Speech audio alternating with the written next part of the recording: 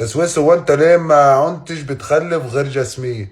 عملت حادثه بعد ما جاسمين اتولد. حبيبه ابوك ب100 راجل والله. بعد ما جاسمين اتولدت كنت انا شغال على سقاله، وكان تحت ولد من بتاع الجاموس، فوقعت على السقاله، وقعت عليه قام بايظ. قالوا لي يا سويس انت ما كنتش تنفع تخلف.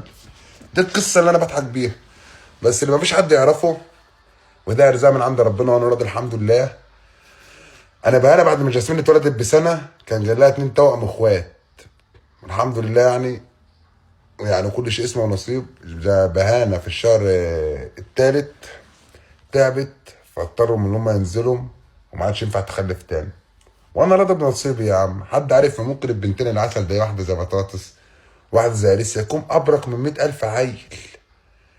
العيال مش بكترها، ممكن واحد يكون ابرك من 100,000 عيل. وبعدين ارزاق، كل واحد بياخد رزقه، حد عارف الخير فين. وانا راضي بنصيبي وراضي برزقي. انا كفايه اصحى من النوم اقول بنجارنا بطاطس. بنجارنا. بنجارنا.